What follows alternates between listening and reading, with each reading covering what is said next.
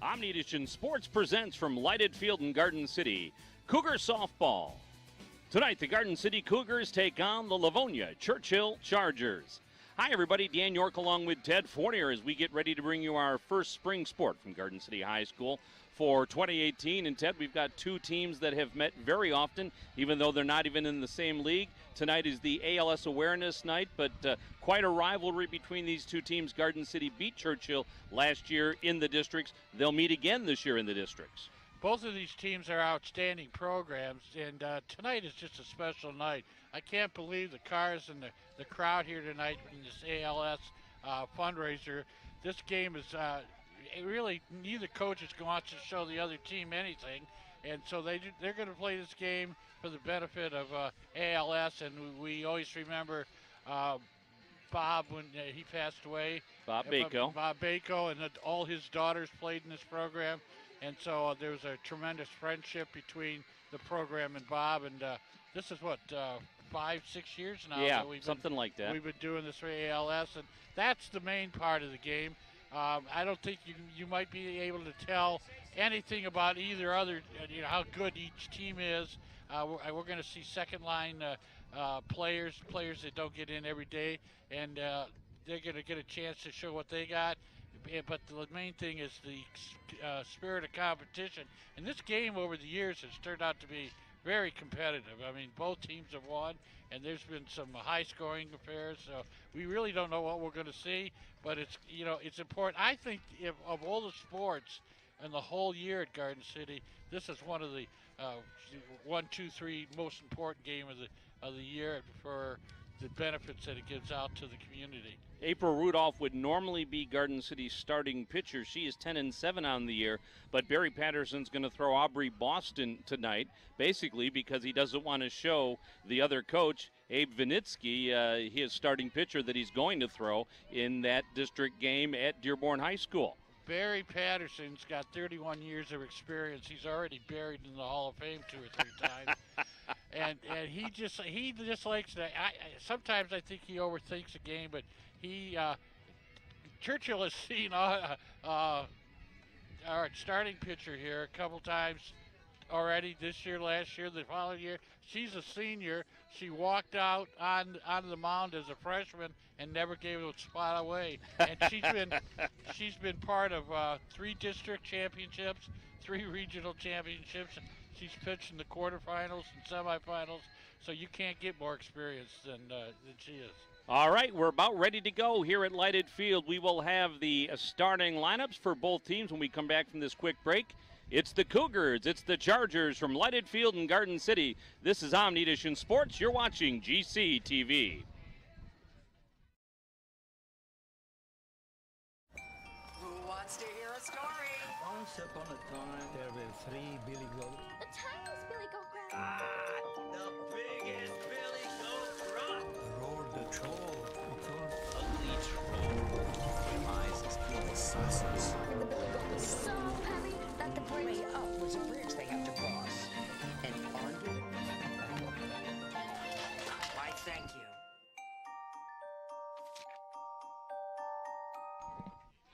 Good evening, ladies and gentlemen, boys and girls, and welcome to Lighted Field, where tonight the Livonia Churchill Chargers take on your Garden City Cougars.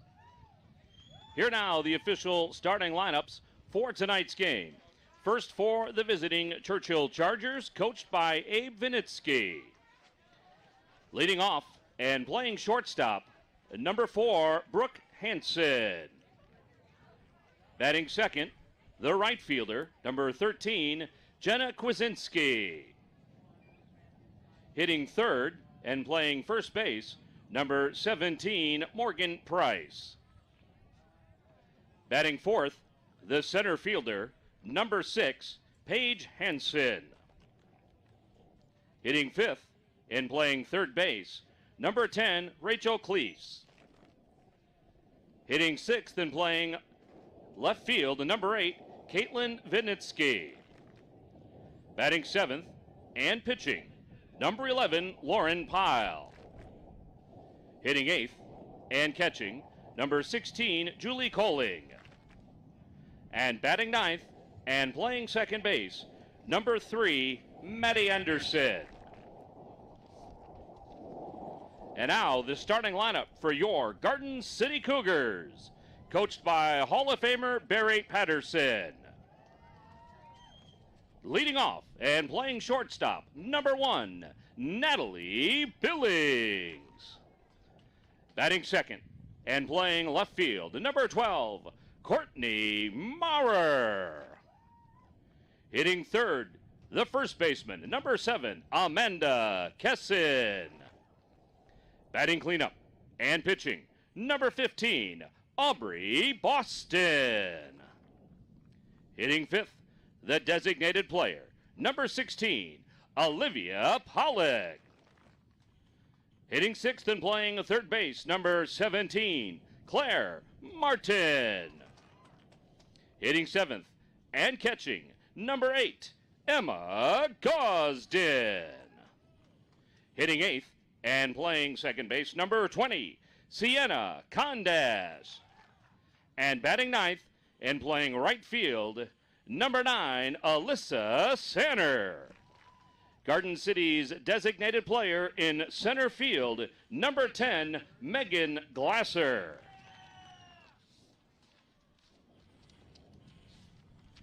Ladies and gentlemen, May is ALS Awareness Month. We are proud to be hosting our 5th annual ALS Awareness Night here against Churchill in Garden City at Lighted Field to continue to bring awareness to this horrible disease. 4.5 years ago, ALS, also known as Lou Gehrig's disease, claimed the life of Bob Bako. Bob was a great friend and member of the Garden City coaching staff for many years. He was also known to be a great supporter to all who have participated in Garden City sports, giving so much of his time to both the GCYAA and Garden City High School softball. We began this game and continue to play this game in Bob's memory and promote the fight for a cure for ALS. Along with our ALS awareness tonight, for tonight and future games, the Garden City Cougars will be honoring Amanda Kessin's mom with orange, blue, and purple bows because purple was her favorite color.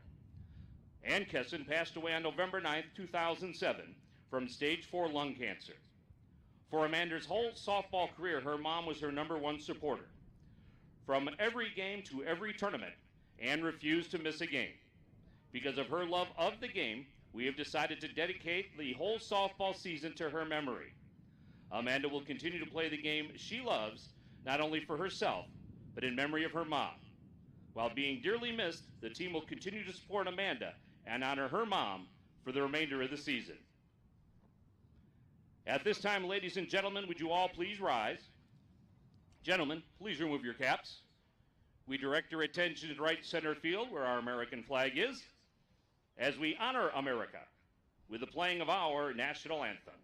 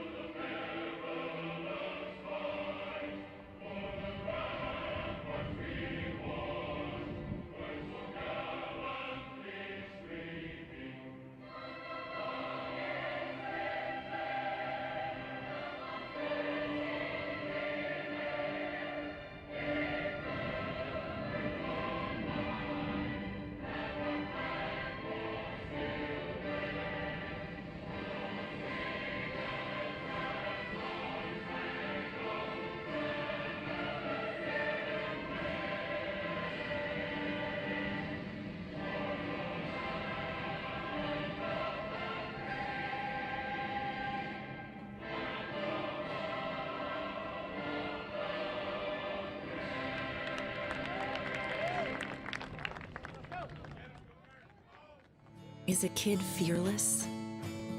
Nervous? Playful? Yes. Yes. Yes. Kiwanis is 600,000 kids at heart doing all the little and big things it takes to help children around the world. Because kids need Kiwanis. all of them.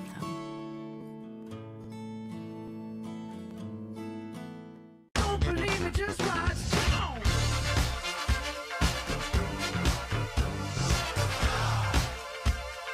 Don't believe me, just watch.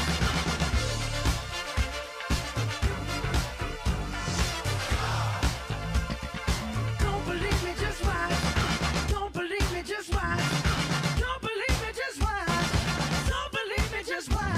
Hey, hey, hey, oh!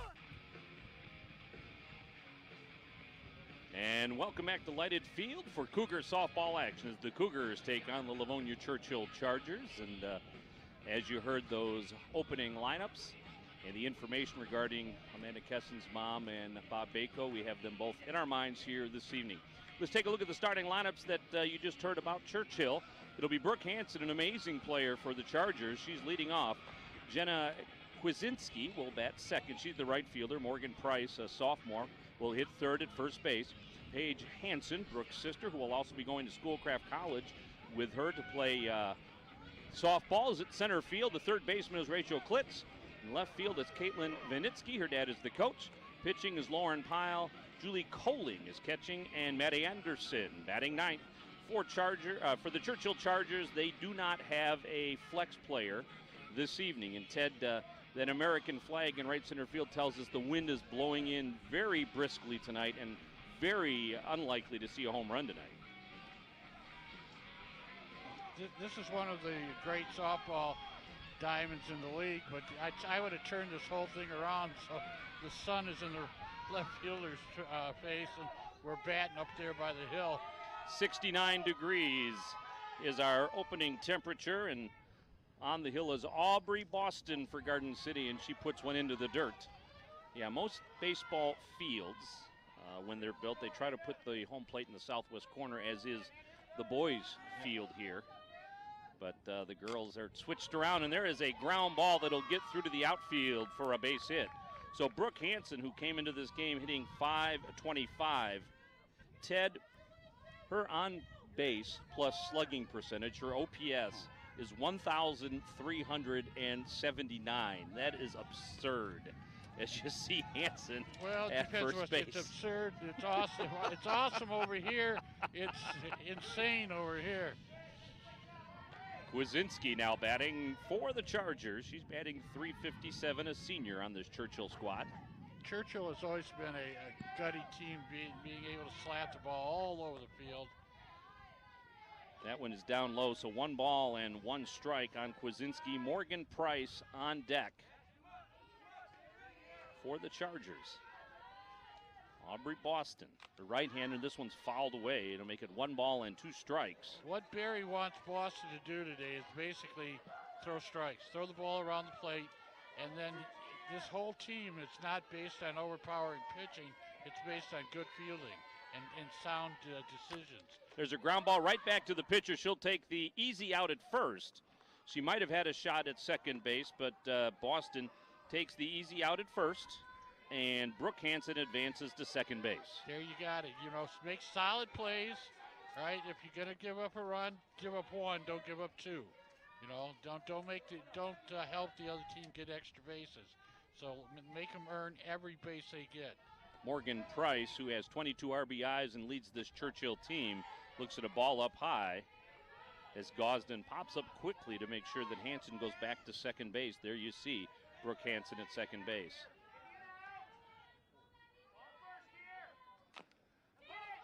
Here's a ground ball down the left field line that will be foul. Coaching, I don't know if my mic's picking it up, but Coach Patterson's sitting next to me about 4 feet away from me, coaching every pitch, Yeah, he does. He's not a hands-off coach by any means. Here's another one foul at the plate. We're going to have to mic him up one day. You don't know about that. 1 ball and 2 strikes. We might have mic'd him up in girls basketball a long time ago. And I think it was at Annapolis of all places. Here's a ground ball to second. Quick throw over to first base is in time, and Hansen will advance to third base with 2 down. So basically, Coach Patterson couldn't be asking for better last 2 batters. He's got ground balls on both he gave up a base, but now this is if he can get this out, no, the single doesn't mean anything. So Paige Hansen, the sister of Brooke Hansen, who is a .358 hitter. And she looks at a strike right down the middle. 69 degrees at game time. Sunshine is out. It is quite breezy, but very nice night for softball. I kind of looked up at my records a couple weeks ago, and I found out that 20 years ago, I was doing third base camera against Etzel Ford, and the degrees was 38 degrees. Was it a game we did, or was it TV3? No, that was the old TV3. There's a strike called. She's not overpowering, but basically, if she can get the ball, in a 19-inch square, the plate's 17-inch, and she's hoping for an inch on each side. If she can keep the ball there, and she's going to do just fine. Nice job by Emma Gosden to keep the ball in front of her. Em was a study in catching. She walked on the field last year as a freshman, took over the job, and she's just going to get better and better. There is a ground ball. The pitcher handles it, throws over to Safe. first base, and the first baseman came off the bag to take the throw. So Kesson, as Billings' throw pulled her a little off the bag, I still thought she might have gotten her, but pulled her off the bag. Brooke Hansen will score. Paige Hansen will be safe at first on the error. And that's the plan. All right, that's a run that they can't afford to give up. Runs are going to be at a premium tonight, I suspect, for Garden City. Churchill with some very gaudy numbers as far as offensively. Well, they're a great program. They're a 12-month. Those girls are in the lifted weights and swinging the bat. This one is foul down the first base line. They play in the Kensington Lakes League, so they play some very tough competition. They're only 9-13. Well, you got Stevenson. Churchill's a big rivalry. Stevenson Franklin's got some good pitching. Then you got the Wall Lakes, and you got Novi's and the South Lions and all the new schools over there.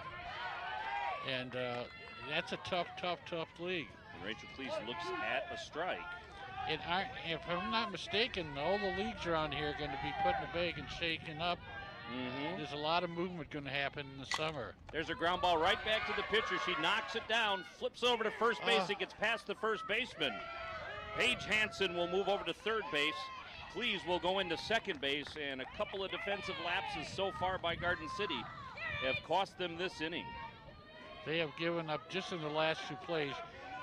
You can say single-double. They've given up 6 bases, right? And so they got a run and a half so far, and a mistake here, and all of a sudden instead of nothing, you're down 3-0. So Caitlin Vinitsky, the left-hander at bat, she looks at a strike. Nice shot from Heaven Kale in center field. We have a lot of new people on our I think crew today. Boston, the pitcher, is feeling very confident. Boston, the fielder, is nervous Not as so all much. get out. There's a ball ripped down the third base line, almost took out the third base coach.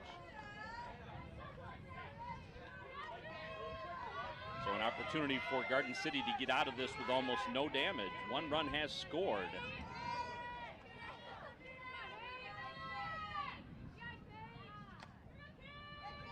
Here's the rock and the pitch. Down low, gets past her. Boston covers the plate, but not in time, and Paige Hansen scores.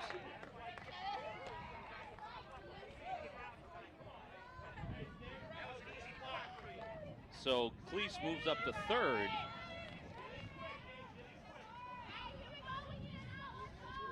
And Garden City trails 2-0 early. As Vinitsky with 2 outs. And a runner at third base.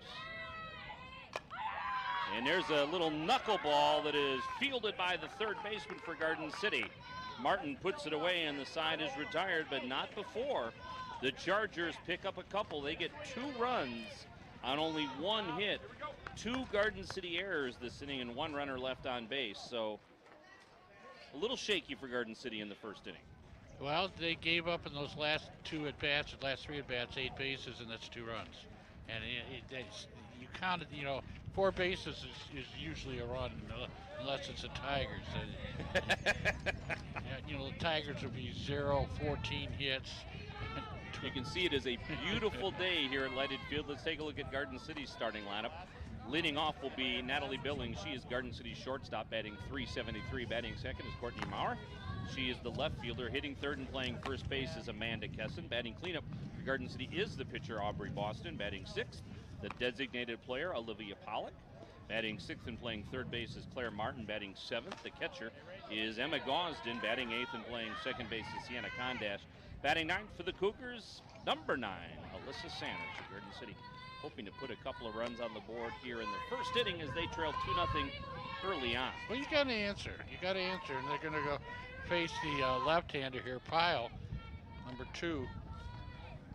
And did you say this was their backup pitcher too? Number 11. I actually did not get a chance to look. Shame on me. I did not get a chance to look at the pitching stats, so I'm going to ask the truck of Christian Gibbons, our director, who is also the PA guy for Churchill. Is this their number 1 starter, Gibby, or is this their number 2? This is their 1A, according to Gibby. So.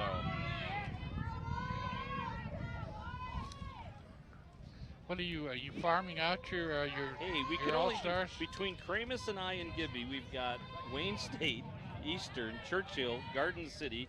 Kramus is at the GLIAC tournament tonight at Old Tiger Stadium of all places. He's playing, or he's announcing at the Old Tiger Stadium field, the Police Athletic League complex. I have been standing at the shortstop of that field, playing shortstop against my grandson. Very cool. That is, it's just the weirdest feeling at all. So Billings up there for Garden City. He takes a strike called from Pyle. And the left-hander comes in and barely misses there.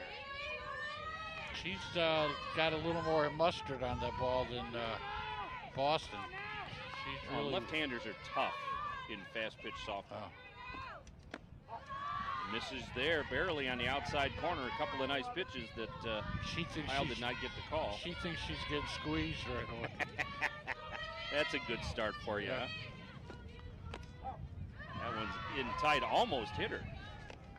So 3 balls and a strike. She works fast, too. I know I'm trying to dig something out of my stats, and I can't get to it. That one just missed, and it's ball 4, so Garden City does what they want to do. They get the first runner of the game on, and that'll bring up Courtney Maurer, who's batting .513 on the season. Not bad.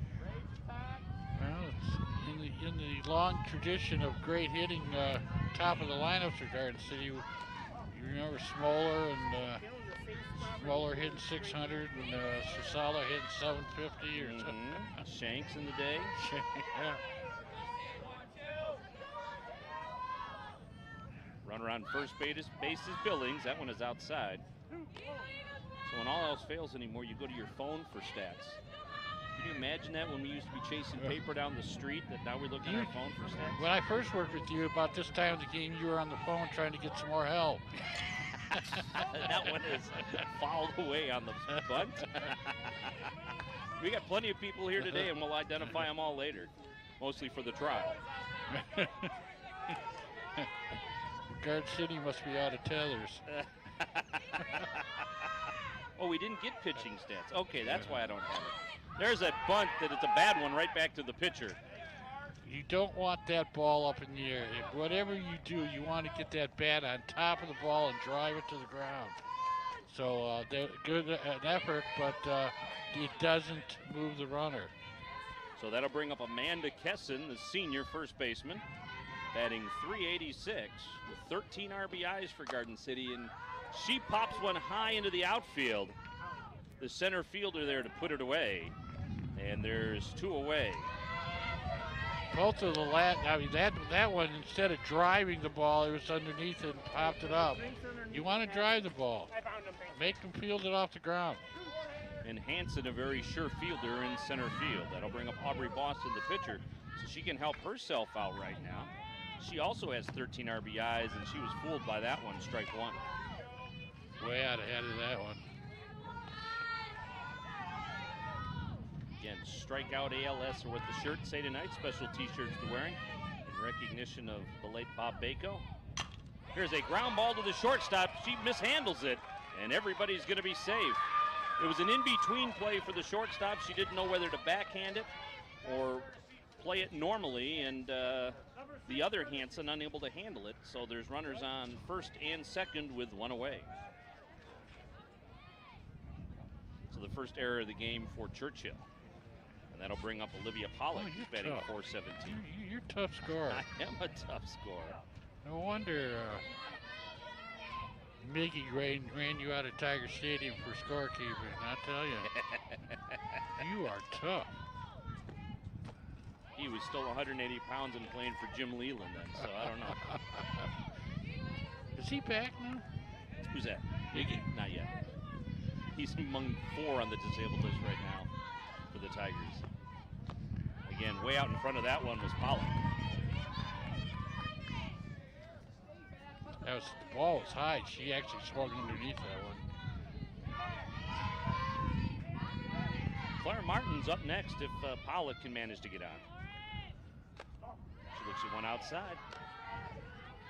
So in case you don't know anything about softball, they cannot leave the base until the ball has reached the plate. So a steal has to be very late. Nice scoop by the catcher there. She did it fine. She didn't really get out to block it. She had confidence in her hand. More of a goalie save, right? Yeah. Cowling with that nice stop. So the runner on second base is Billings. We've got 2 out. Here's one hit into the outfield. The center fielder, Hanson, is there in plenty of time, and Garden City threatens, but does not score. No runs for the Cougars in the inning. No hits, but a walk and an error. They leave 2 on base. We go to the bottom of, or rather the top of the second, and Churchill leads Garden City by a score of 2-0. Opportunity lost there. The first opportunity was not getting the bunt down, then a pop-up bunt. And these are the things that the coach is he's not happy with right now. All these little things that you saw in this inning, both the errors on the top of the inning and the little mistakes in the bottom of the inning are the things that he tries to eliminate by the tournament. Well, there are also things that you might not see if April Rudolph is on the hill. There you saw the weather, 69 degrees, the wind blowing from the northwest at 14 miles an hour. And actually this wind is one of the reasons we were able to play this game today. A lot of rain yesterday, some rain overnight, and Chris Griffith, one of Barry Patterson's coaches, was out here diligently trying to get this field in shape. They do what they call a nail drag, and he went around that about 8 or 9 times, and then they finally did the finish drag, and around about 1 o'clock, Griff and I started to get a little nervous because some black clouds started to come over, and we already had all of our wires out, and we were pretty much ready to go, and we thought, boy, if we get another one, we're in trouble. It went to the south of us, and the wind has been blowing. It dried everything out, and we are playing baseball here tonight at Lighted Field. How far is your run to center field cable-wise? You guys said just short of 500 feet. 500 feet. Jeez. Do you amplify the signal between Do you the really truck? think anyone cares about this on TV? We got away without doing it. We thought we were going to have to. Yeah. We put an amp at the end of it. So this is your science digest moment. So I kind of followed Dan in his career, and I know television can be, you can have great ideas, but trying to make them work. My life was a lot easier when it was analog. Yes. Before high def, we were doing a lot better. There's a swing and a miss, and the first strikeout of the game. Somebody lied to us. You know, you're not going to see a lot of them. A lot of softball games you go to, you get these 6'2" blonde pitchers from Alabama, and they're just mowing everybody down. But the game is pure right here. You got to have good defense, good decision making, and don't give up extra bases. And so far it's 2-0 Churchill. And Julie Colling, the catcher, is batting, and she looks at one that just misses outside. Colling batting .279. Coming into this one of a number of seniors in this Churchill starting lineup today. Emma Gosden tried to frame that and steal strike, didn't get it. There's a ground ball to the shortstop, Billings. Good, strong throw across the infield. So regarding Emma Gosden, has she been your hostess yet at Leon's? No, is she working there? She's working at Leon's one day a week. Oh, I'll have to find out. Leon's is my favorite restaurant, and Emma, one I'm enjoying her high school career. She is, and she's only a sophomore. she is a dedicated athlete. You just have not seen too many dedicated athletes. I don't know where she's going to excel. I mean, she already, as a sophomore, was the most valuable player in varsity in basketball, and she's got goals. At one time, she told me she wanted a letter in every sport. Well, she's got time. I don't know how many girls' sports there are. Well, I'd like to see one more sport here for the ladies. I was told a couple years ago when Coach Zapula was doing the soccer that there was all kinds of girls that wanted to play, but he didn't have room for them. So I suggested him get a lacrosse team, soccer with sticks. And there's a lot of lacrosse teams in this. Oh yeah. And you know what? Right now I personally think the best way for a girl to get a college scholarship is play lacrosse. Also a way to get bruises on her knees. Did you see that one fall away? They heal. They heal. Bruises heal. Chicks dig scars. Yeah. So this is Maddie Anderson batting. She's batting .333 on the season. She also has 12 RBIs. This one's popped foul. We are protected by a tent today at least. Oh, that one hit the light pole. There you see somebody chasing it down. Hopefully he brings them back because we don't have extras. Here's the rock and the pitch. This one is a blooper hit to first base, and the first baseman makes a nice diving effort after it, but Kesson couldn't get there. She got a bad start on the ball. She is a serious softball player. Well, you don't play for Barry Patterson if you're not one. No. You got to pay the price to get these Garden City uniforms. Ground ball to Billings. Another good sharp throw across the infield, so the jitters that Garden City had in the first inning seem to have settled down there, and Garden City with a clean 1-2-3 inning. Let's take a look at that final play of the top of the second inning. Zach Witt on our ball follow today. Nice throw across the infield. Actually, that's a damn good picture. Christian, I pity you because I have yet to work any shoot with Dan York that he was satisfied with what, and that's why these come out so good. He's never.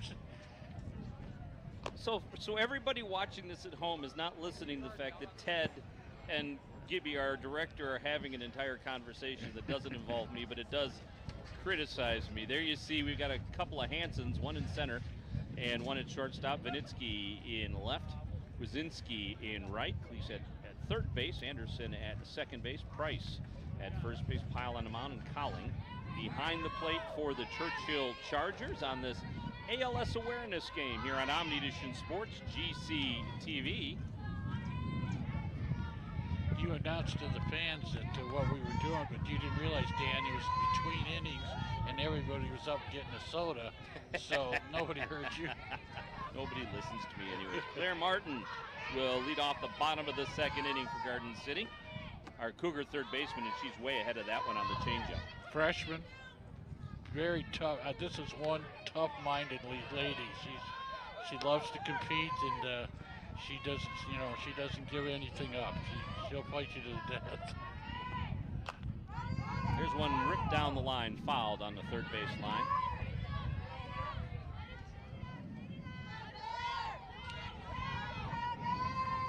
Beautiful job that Barry Patterson and his parents and volunteers and coaches have done on this field, converting it from a men's softball field to a girls softball field, building the brick wall behind home plate, working on the fencing and putting fencing all the way around it. As you see the change up there and a swing and a miss. She was way out. That beautiful background that Barry bought, the padding to go behind home plate. The following is an editorial comment. Garden City owes this field to the young ladies. These young ladies, and you go back all the way to the 80s, the 90s, in 40 years, the ladies of this town have given Garden City, all around the state they know Garden City because of this activity. And for years they were playing on a field that had no. There's a ground ball to short, and that'll go off of Hanson into the outfield, and really another error, unfortunately. Sorry, Ted. No, that's fine. That's I mean, the game's more important. But the bottom line is that you can go around the state and you say Garden City, and they'll say softball. Yep. They know Well, this. Garden City going up to play Alpena tomorrow. It's a perennial powerhouse. We're going to travel all the way to Alpena to play softball because that's how we do it. And this field is still a work in progress. I mean, you can look at the dugouts, the bullpens, the grass in, the fence, the back wall. There's still plans. I think the drainage is done, but they still want to put sprinklers in. Right? I don't know if they've got the drainage done yet or not. Is that when is they strike up high? They still want to do that. The fences are protected so the young girls aren't going to get hurt. And they also want to put, sooner or later, they want to step up. There goes a fly ball. There is a fly ball, and this one is going to make it all the way to the deep part of right center field.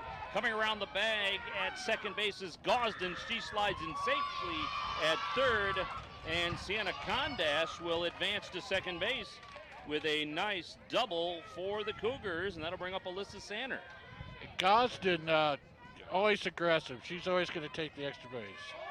So, anyway, that's my bottom line. Be proud. This is a gem. Here's the throw in from the outfield. Not a whole lot on that throw. And you see Gosden slides in safely. She's not afraid to get dirty. Oh, she's a tough kid. I would say if you were to look in this high school right now and say, is there one girl that can be an all-state at something, it would be Emma. And there's one up high. Emma asked me when she was going into 8th grade if she could come out and practice at the JV every day. That's the kind of girl she is. Well, played basketball as a freshman, played on varsity as a freshman, right? Right, she got it.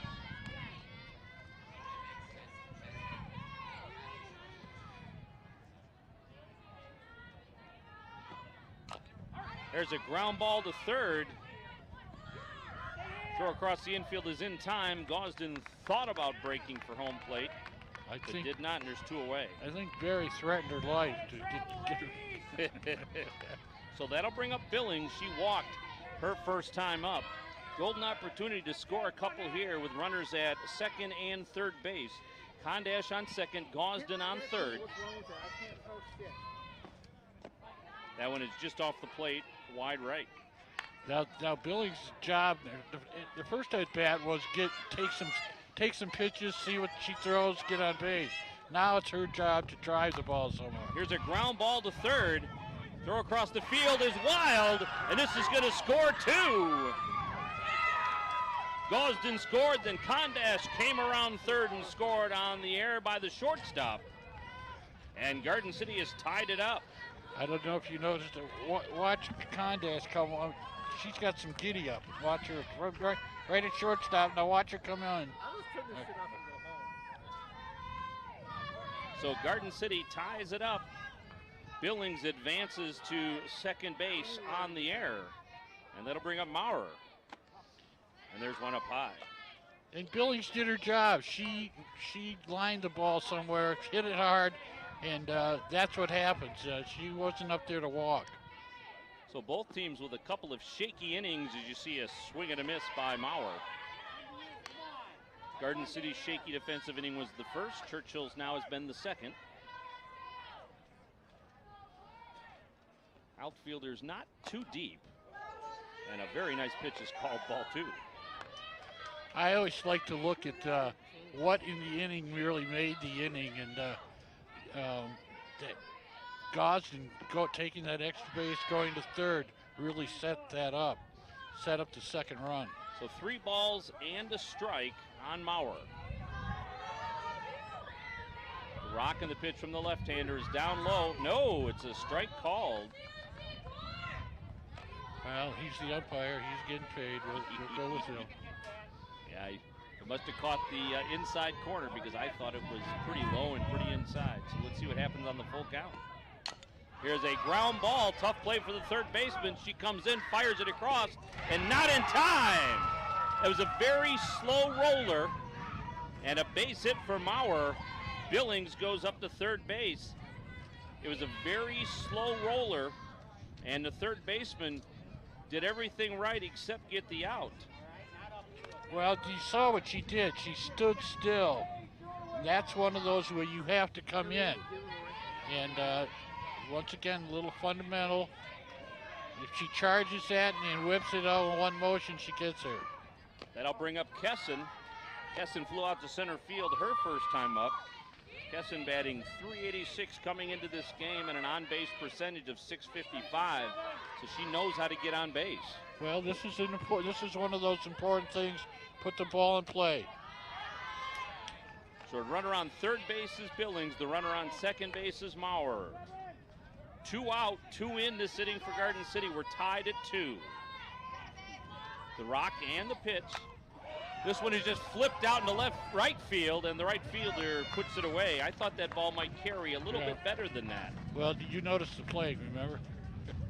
So Kwasinski puts it away, and the side is retired. So for Garden City, 2 runs into the inning. We're through two. It's 2-2. We'll be back with more action from Lighted Field after you watch this. We are this close. We're this close. We are this close. Of wanting to making history.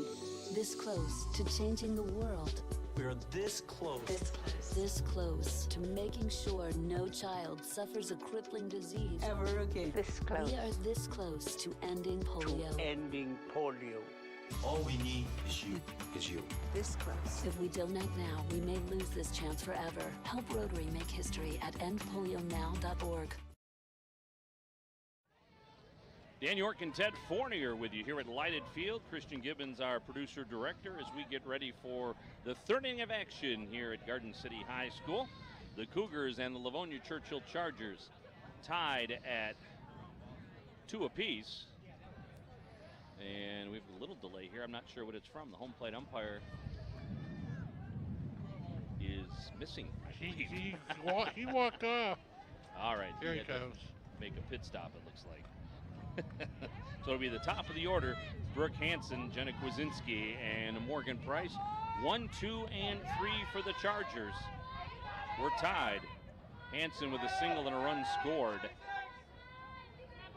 the first, she squares to bunt. Well, they pretty well handled the 1, 2, and 3. All ground balls, all weakly hit, nothing really hard. And it's played by the Cougars. They gave up 2 runs the first time. Hansen shows that bunt again. You know, I think often, especially in softball, players just show that bunt to try to rattle the pitcher. They also want to get the first and third baseman in and then try to slap it past them. Right. So 2 balls and no strikes on Hansen. She'll square again, pulls back, hits it into left field. Left fielder has all kinds of trouble with it. And Hansen will get into second base. I was screened myself. Well, the sun was in our eyes. Yeah. And Maurer just had a little trouble picking it up, it looked like. So Hansen is 2 for 2 with a single and a double so far. And that'll bring up Kwasinski. You know what I do like about this brick wall, Ted, is no one can see us wearing shorts anymore. No, as I mature, so I'm not gonna say. Well, I meant to go home and get cleaned up from setting up today, and that never happened. Here's the pitch. Kwasinski pops it up. This one's going to go foul and out of play and might have hit our TV truck. When are they going to start growing the ivy on this wall? That's fine just the way it is. Here's the pitch. There's a ground ball to the second baseman. It eats her up. She'll throw to first base, but not in time. And first and third now for the Chargers. Kondash let that play her a little bit. About 3 weeks ago, the Garden City softball program had a dinner dance to raise money for this field, and I had an opportunity to sit for about a half an hour, talk to Barry. Him and I are both too old to dance. But you couldn't decide which one will you lead. So Kondash, she makes the play at first base, but the run scores. And it's 3-2 now. But Barry, these are the things Barry was talking about. He wasn't sure about this team. I mean, we have. Well, he's never sure about it. We've been spoiled. But he's beating those teams that he should beat, but he's not happy. He's not beating the teams. It's 3-2. And there is a pop up to the shortstop that Billings puts away, and there's 2 away. But these are the things. These are the things that he's not sure of, and he, you know, all 3 of these runs, he's gonna at the end of the game, he's gonna instruct. And I mean, he's already teaching right now. And he coaches as the game goes on. A lot of managers, a lot of coaches don't like to do that. Barry coaches pitch by pitch. Oh. This is Rachel Cleese, the batter. She was safe on an error and got as far as third base in the first inning. Cleese, a junior, batting .322 on the season. And there's a ground ball right through the hole between short and second base. And this will score the run, and Churchill will go up by a score of 4-2. So a seeing eye single for Cleese. A little slow to react was Glasser in the outfield, but I'm pretty sure that run was going to score from second base anyway. That's going to bring up Vinitsky. And a spectacular night here at Garden City High School. This one's fouled down the third base line. This is as warm a game as we've had for the ALS Classic. Well, we've had some weird, we've had. My wife and I sat in right field like a year ago or 2 years ago and just froze. Had a lot of 80, 80, 80, and then 40 for the game. You're right. This one's outside. It's been actually a nice couple of weeks to get baseball in other than the rain. Summer's been pretty good here in Michigan. It's still spring. It was winter about 3 weeks ago. There's a ground ball. It's going to be a tough play. First baseman comes off the bag. The race to the bag at first base. And she gets some Kesson. Got into that kind of no man's land that happens with a first baseman. You don't know whether to let it go or well, I don't know if the second baseman was going to get over there and the pitcher wasn't going to pass her. So, no, Kesson did a good job to make the play and scamper over to first base. So Garden City gives up a couple of runs that inning, and Churchill now takes a 4-2 lead. 2 runs on 2 hits for the Chargers. They leave 1 runner on base. So for Garden City, it'll be Boston, Pollock, and Martin. 4, 5, and 6 for the Cougars. Well, we were talking about this field in between innings. I know Barry wants to kind of put I guess lack of a better word would be a shrine up here, or some kind of acknowledging the players over the last 31, 35 years. So you see Hall of Famer Barry Patterson. You know, that played the college ball, that were all state, and there's no, a lot of stadiums would have district banners up and regional banners up, and he's got no recognition on this field at all. And I think it's well deserved. I think that's coming. That stuff takes time and it takes money. So those of you watching, you got some money you want to donate to the Garden City softball program. We need a sponsor to come out here and do that for us. So Boston, the batter, and she gets plunked. So Boston will take the free base. Now, do they put a pinch runner in for the pitcher or no? They can. It looks like it. We're going to have a courtesy runner for the Cougars. And that's going to be Haley Blaylock. So Blaylock will run, but then Boston will come back out and pitch. They have 3 or 4 quirky rules like that. The designated player means you have a designated hitter, and a player doesn't have to be just for the pitcher, but that designated player can hit during the game. They can go in and out. So some different rules to get different players involved, but they have courtesy runners for pitchers and catchers, as you see the swing and a miss. What you don't know is that Dan uses that same thing. If I make a really bad comment, he'll bring somebody off out of the truck and do the next play-by-play, but then I can come back in. Here's the pitch. We've got Jeremy Jenkins waiting in the wings. And the bunt is thrown away. So the runner will advance to third base. And the bunt works out for Pollock. Well, you got the tying runs on the field, and that's what you want to do. Now you just keep getting the ball on the ground, and you see both teams have had trouble defensively tonight, and you just might want to use that against them. So I believe I'm going to give her a hit on that one because I think she was going to beat it out anyways. Santa Claus has come to town. So we have now April Rudolph is going to bat. Now Rudolph, who is normally Garden City's starting pitcher, will bat in place of Claire Martin, and more than likely Rudolph will not stay in the game. No, she's not in there to bunt. She's not in the game to bunt. She's there to swing away. Well, the other thing you got going is Claire is a freshman, and there's nobody on the team that's got more experience than April Rudolph. Right.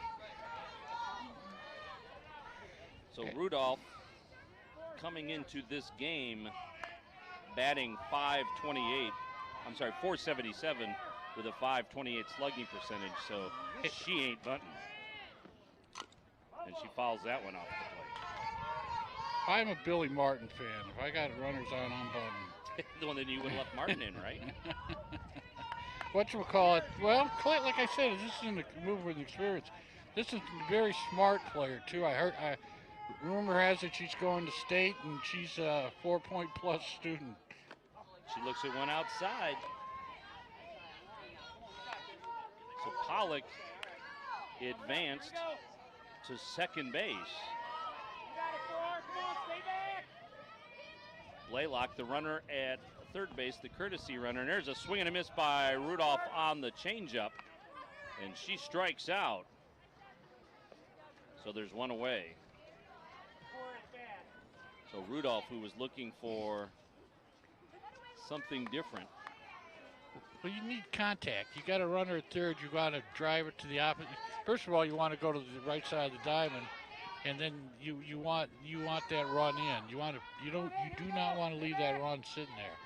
So Gosden, the batter, she hits a ground ball back to the pitcher, and we've got two runners on third base, and Garden City managed to bail themselves out of it. So Blaylock did not go, but unfortunately, Pollock came to third. Well, that mistake didn't hurt him. It didn't cost them anything, and Emma Gosden will get an RBI for the ground ball back to the pitcher.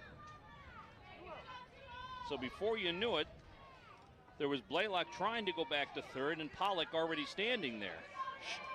And this will bring up Sienna Condash. And there's a ground ball between the pitcher and second base. Quick throw to first base by the second baseman, and Condash is out, and the side's retired. But Garden City does scrape out one run this inning. One run on one hit. They left a runner on base, and they trail it now by a score of 4-3. You see how important that strikeout is? If you hit the ball on the ground and move that run up, now you got a run in and a run to third. And we always want to thank our friends at Sports Venue, Lori, Matt, and all of our friends there that have helped us out for several years now. They are great promoters of Garden City. They are entrepreneurs of Garden City, and they feed the volunteer crew here at Omni-Edition Television and GCTV. And we want to thank them for everything they do. Matter of fact, our center field camera person works at Sports Venue. So our thanks to her for bringing dinner tonight. Look, there she is, hair blowing in the wind. But give them a call, 525-3134, 525-3134. More importantly, just stop by and check them out. They've got trivia every night. They've got all kinds of great activities going on at Sports Venue here in Garden City. I would endorse that, but I didn't get any crew meal again. So. There's a whole bunch of stuff in the truck if you want to go eat. What do we got? You can tag out. We've got wings and pizza. All kinds of stuff. Here's a ground ball past the pitcher. Billings comes up with it. Quick throw across the infield. And Natalie Billings, who had a shaky first inning, is now a machine at short. Jan, you got...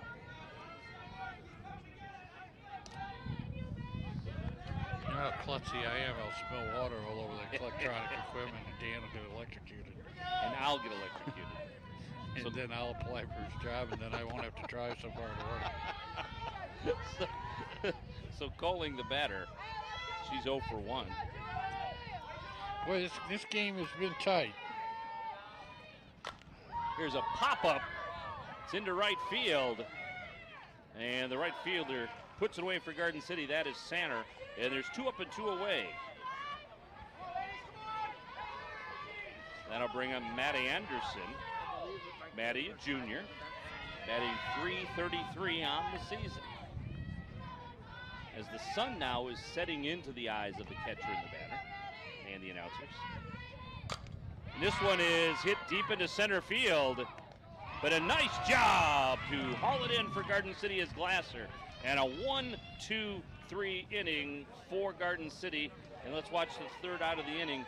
As you see her, she got a beat on it. That ball was hit pretty well, but good fundamentals by the center fielder Glasser. And the side is retired. So nothing across for Churchill. We go to the bottom of the 4th inning. They lead it by a score of 4-3. Well, you know, Garden City really hasn't really banged the ball around the diamond, and they need to get some sharp hits and some fundamentals. You know, like Emma Gausser hit the ball right back at the pitcher. It's probably the worst place that they can hit it. Hits it to the right side, the run scores, you know. There you see Zach Witt on top of our lift behind home plate. We want to thank Gary Carter for bringing that lift out to us today. We've got Jason Merrill and Brett George here. Brett's been here over 30 years running camera. And his son, Brendan, is now really working for us. He's not here tonight. Third generation, right? Second generation. Third, second? Jason Merrill, who is running camera at third base. I think we might have had a pitching change. Nothing personal, but I'm going to take Jason outside the truck after this thing. I got a couple things I want to get straight with him. Oh dear. Oh dear. He's the prince of Facebook. So I believe Paige Hansen now has gone into pitch. Are these Hansen girls the daughters of the Hansen brothers from hockey? I don't think so. Oh. But they're both going to Schoolcraft.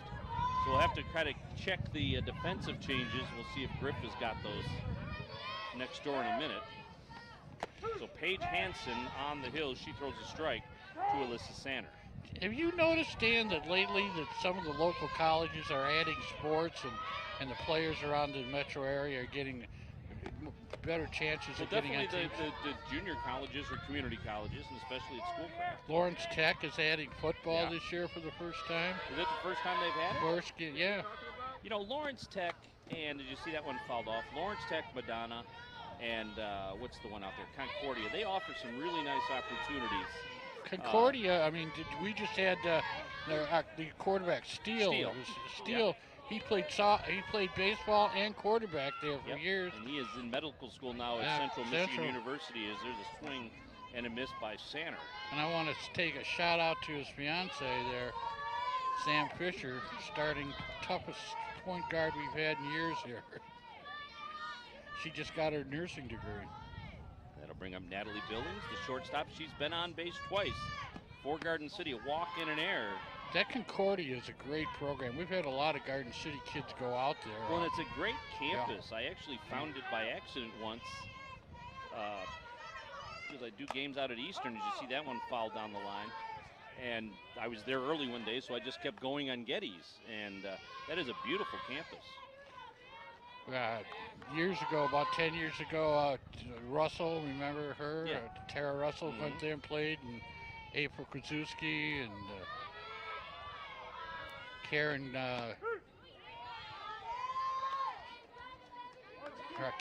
last name escapes me, but she married the baseball coach. So. Okay. Karen Johnson's her name now. All right. Zach Johnson's a baseball coach out there. And that one is hit foul past Barry Patterson. And, you know, Barry didn't want us to say anything during the warm-ups or during the lineups, and I didn't really want to say anything when Barry was next to us, but we want to give our condolences to Barry and his mom and everybody as Barry's dad passed away last week. Sammy was a big, big supporter of everything Barry did. We cannot tell you how many times and how many smiles to the girls softball team, basketball team, Sam. That one is knocked down by the shortstop, but a solid base hit for Billings. That was a great job by the other Hanson to almost make a play there.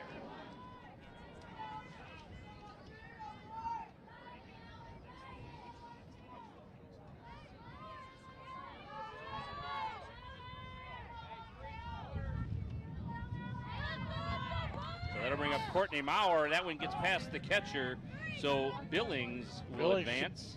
She really rounded second. I thought she was going to take a shot at third. She is quick.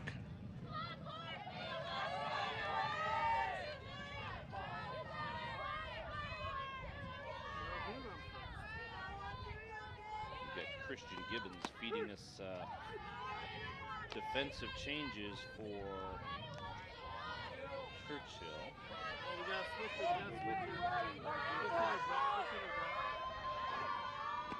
That doesn't help.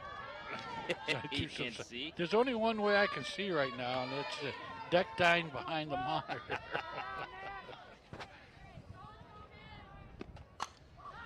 That one is hit foul down the first base line. Whatever happened to the old cardboard over the monitor and duct tape thing? Well, you see the monitor, you just can't see the... Actually, the tent helps quite a bit. We think Mackenzie Brown now is in center field, by the way, for the Churchill Chargers. So that one is fouled off on the first base side.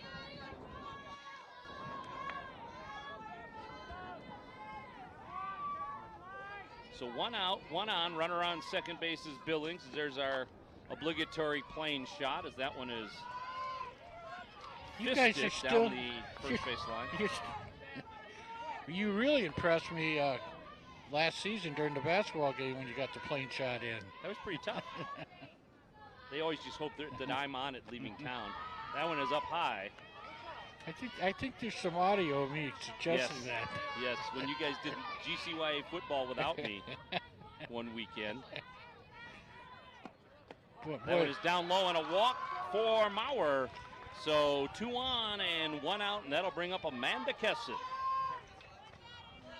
Nice crowd, as Ted alluded to earlier, for this ALS awareness charity game. A lot of people will stand up and count the crowd. I figure out the crowd by how far I had to walk in here. That one is dribbled down the first base line, foul. Amanda, solid softball player, and this is one of those things in your senior year, one of those moments that you live for. This is why you've been taking thousands of swings. That's a wild pitch. It'll advance both runners into scoring position now. Billings is on third. Maurer is on second. Kesson, who is a 386 hitter, is 0 for 2, so she is due this at bat.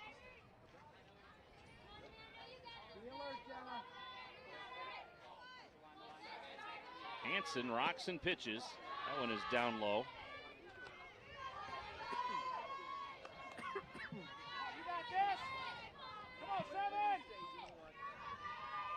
Here's the pitch. Fouled off, right off the concession stand as everybody ducks for cover.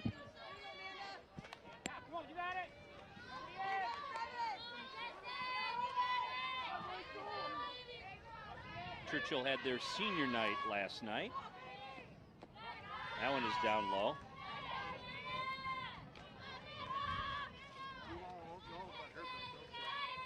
What do you got, 2 weeks before you do graduation there, Dan? We don't do graduation. You School don't does that themselves. No, fouled off right at us. They don't need us for that. Don't give them any ideas either. As a citizen of Garden City, I think that. Yeah, well, best of luck. You're not helping. That part will be edited out. Don't worry about it. Here's the pitch. Swing and a miss. So, nice story from yesterday. And Gibby, if I'm telling this wrong, correct me. But calling the catcher for Churchill, they brought up her freshman sister to pitch to her yesterday on her. Jamie came in and pitched so that she could pitch to her sister before her sister graduated. That was kind of a nice move. That's what this is all about. Moments like that's what high school sports is all about. Abe Vinitsky, the first-year coach of Churchill. Steve Gentilia was there forever.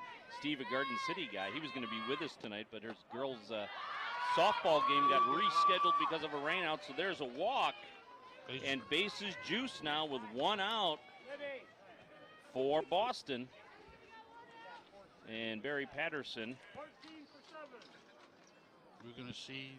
We're going to get a runner at first base. Watch all this, because this is the magic that is Barry. So Libby Spears will run at first base for Kesson. And Boston, who did come out for the pinch runner, but then pitched the next inning back at the plate. Well, you can do that all game long. You can go in and out all game long. That's just to speed up the game. You don't want your pitcher at third base standing out there. Right.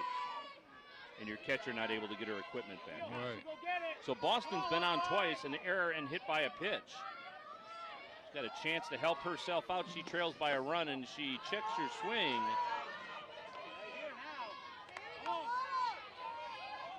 Churchill leads it 4-3. We're in the bottom of the fourth. And there's a strike called. That is just the vibrant color with the sun setting right into home plate. And here is a slow ground ball. The third baseman comes across, throws it across the infield, but the run will score. So an RBI ground out for Boston, and we're tied. Well, she did what she's supposed to. She got the ball in play, and now the run's tied. Whenever you're the home team, you play for the tie. You get last up. The way team has to play for the win, home team plays for the tie. So that'll bring up Pollock. She singled her last time up. Here's the rock and the pitch down low. Amanda Kesson getting a big lead. She's almost at third after every pitch.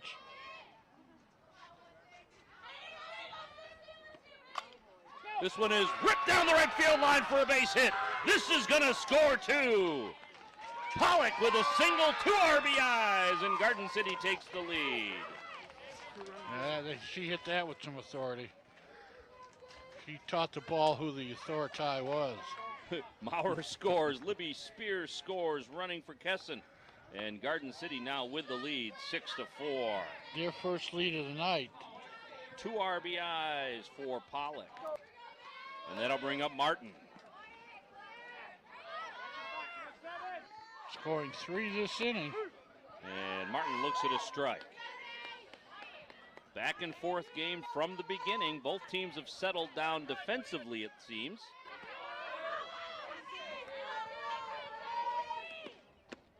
And that one's down around the knees. And I think sometimes, too, that we underestimate you see Barry Patterson. I think we underestimate the effect that us televising the game sometimes has, too, on the girls and their nerves. Oh yeah. They, what you really underestimate is how they appreciate it year after year after year. So I'd reach over and pat you on the back, but you might hit me back, so I'm not going. 2 down, 3 runs in this inning. Runner on first base is Pollock. And strike 3 called on Martin. But the Cougars take the lead here in the 4th inning. 3 runs for Garden City. And they now lead it by a score of 6-4. As you see Bob Drop, the retired athletic director from Garden City High School, former baseball coach for Weston Garden City, former basketball coach for Weston Garden City. Usually see him with Bill Pinnell somewhere near him. You know, Garden City has as many retired athletic directors as the United States has retired presidents. That's pretty good. Coach Bill Pinnell, who's the only athletic director. You see Garrett Simpson, the new athletic director here at Garden City High School. Oh, you got him on? Yeah, he was just wandering in. I don't know where he is, but he's somewhere around here. There he is. He's a mere child compared to us. He's got years to go. Unless he bought some years. He's just the athletic director only. That's He's it? not a teacher. Oh, well. First time they've done that. Athletic coordinators were told by the truck. What does that mean? It means they don't have to pay him like an athletic director. Oh. So we're in the 5th. And this is Brooke Hansen. I don't know if that picked up on the microphone, but that was He's been yelling all game. that was pretty good. Here's the pitch. Here's the strike call.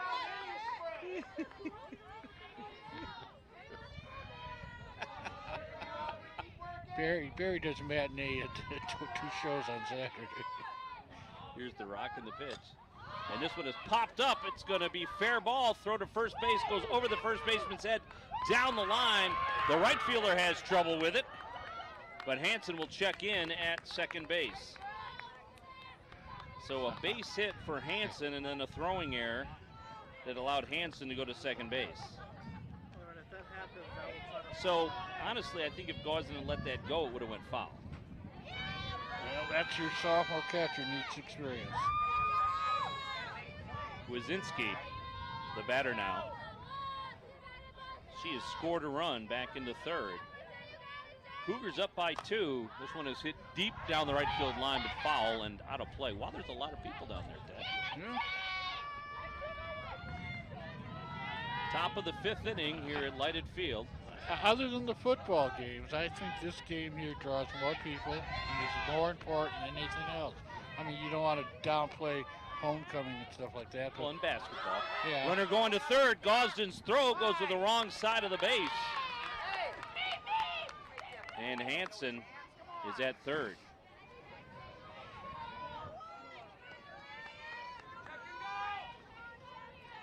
So Kwasinski, the right fielder, the senior, with a runner on third and an opportunity to pull Churchill within 1. There's a pitch up high.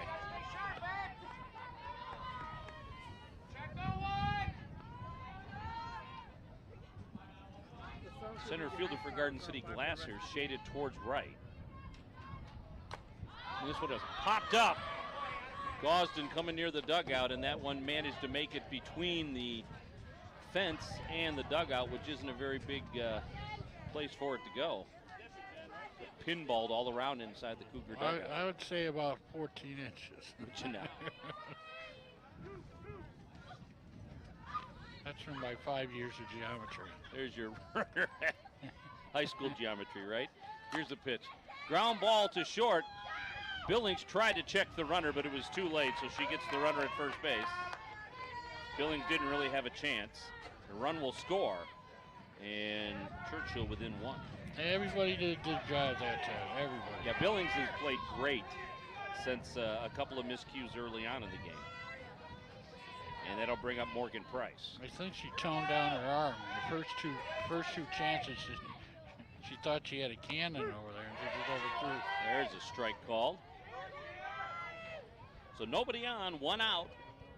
Top 5, Lighted Field here in Garden City. Glad you're with us on Omnidition Sports, GC TV. The most fun I have is doing these games for GC TV.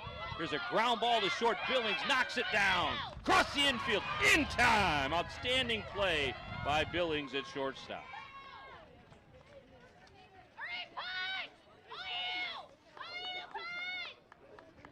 She knocked it down, didn't panic. Across the infield in time. Nice job. You did such a good job calling it the first time, I thought you could Call it again? call it again. And you were right, too. Yeah, well, even a blind squirrel is at the line. So Paige Hansen, the batter, the pitcher now. That just was a senior playing that position, and she did a great job. Didn't panic, and like you said, you documented, she's calmed down and she's under control, and that was a nice play. There you see Rachel Clee. She's the on-deck hitter for Churchill. They trail by 1.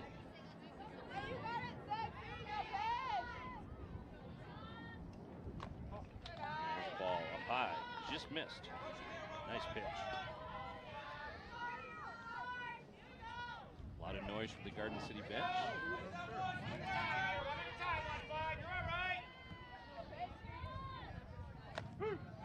There's a strike called. You're not taking a selfie, are you? No, nobody wants to see either one of us.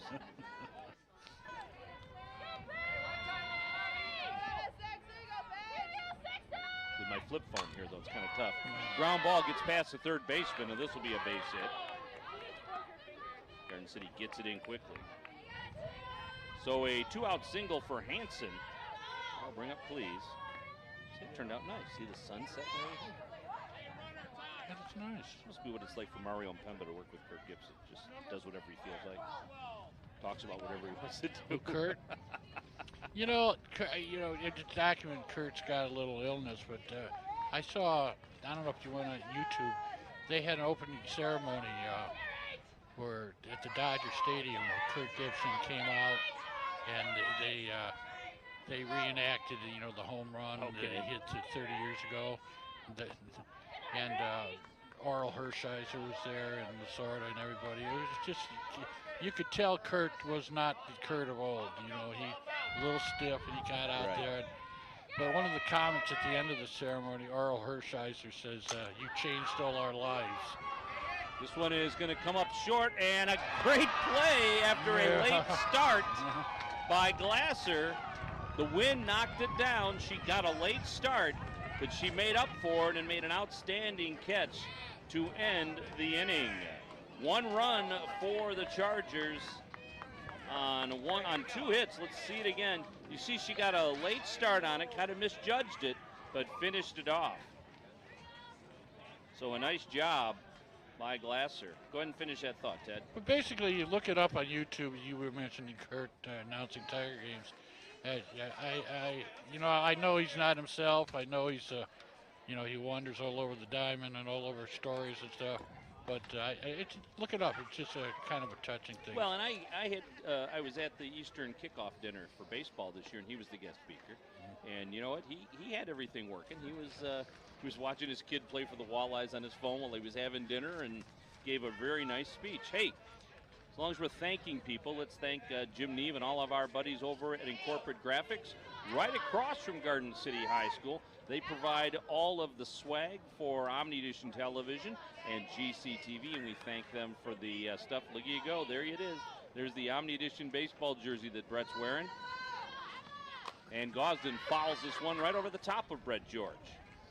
But our thanks. They have been great to us ever since Jimmy went into business. And we can't thank them enough for everything they do for all of us at Omni Edition Sports and GCTV. Gosden with another late swing. She rips that one into the foul, into the stands foul. You look at her swing, she's swinging very easily through the plate, but she's not driving it. It's a nice, easy swing, but she needs to drive that ball. And this is tough light, as you see somebody keeping score. I'm not even sure. No, that's the Churchill scorekeeper. Okay. This one is hit foul right next to us. But this is tough light right now because the lights aren't doing anything yet. And it's just about ready to be dark.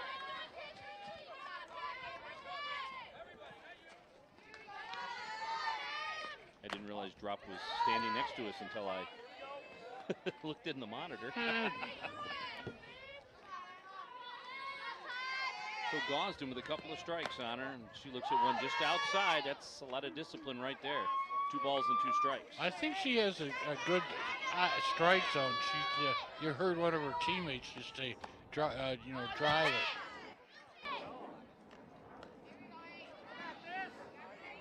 So she's worked the count full. And she fouls that one away. Stay alive. Temperature has cooled off a little bit here as the sun has gone behind the clouds for a while now. 59? It was 69 when we started. She got the walk. And there's the walk. So Gosden works the walk after being down 2 strikes. Well, she's dangerous on the bases because she has speed and she knows how to use it there. So they won't be running for her, even though they're allowed a courtesy runner. And that'll bring up Sienna Condash. She'd get mad at them if they did. And this one gets past the catcher. And Gosden moves into second base. She made it to shortstop. Unfortunately, there is no base there. Yeah, it's only dropped a couple of degrees. It just seems a lot colder. Well, I brought my wife out to hug me if I get too cold. Okay. If I see you scoot out and she starts to sit on your lap, then I'm just going to just kind of use my blinders, pretend I can't see. And there's a strike called.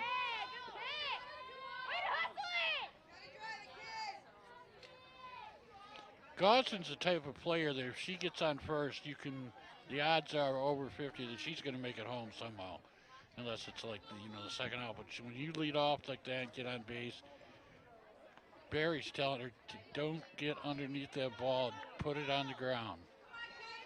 If they put it on the ground, they start throwing it around, Gosden scores. Squares the bunt, pulls it back.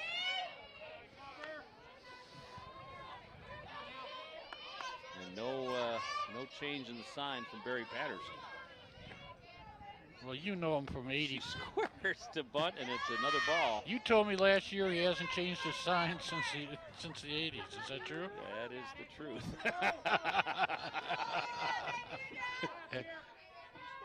Here's the pitch. That is a beautiful bunt, but the batter is out. She hit the ball either with her bat or it touched her, but Condash is out for interference. The runner has to go back. I believe it's a dead ball. Where do you get to?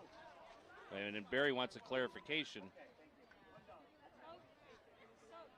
So Gosden stays at third base until the umpire sends her back. Okay. Good way to try. See, here's the bunt. And now it's going to kick right back up, and she's trying to run to the base, and right off her knee. Saw it change direction right there. Good job on the replay, guys. It's the same company as it was before. We have Noah Peugeot in the truck. He likes to be called Noah Piggott, but I don't like the way that sounds, so it's Peugeot. It's French. It's Peugeot. That's right. And Alyssa Sanner hits one foul over the first base side. If being a French person, you don't pronounce the last letter, so actually his name is No Peugeot, and you figure out what that means. Okay, very nice.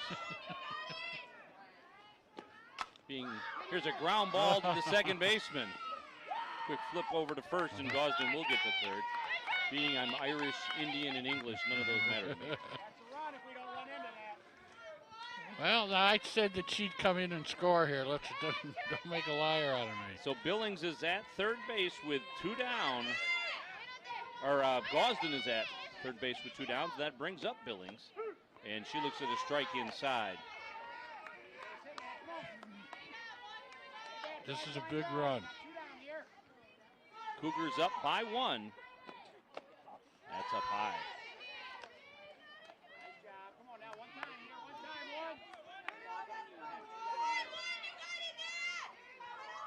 Here's the pitch. In the dirt. Back to the truck. Prepare something for in between innings because Gosden's at third and she's going to have to put the catcher's equipment on. We're going to need some spots is what you're saying. Here's a ground ball to shortstop. Throw across the field in time, and the run will not score. So Garden City threatens but does not score here in the fifth. No runs for the Cougars on no hits. Gosden was on with a walk. And one runner left on base. We will take a break, Ted, because you said so. 6-5, Cougars on top. We'll be back after this.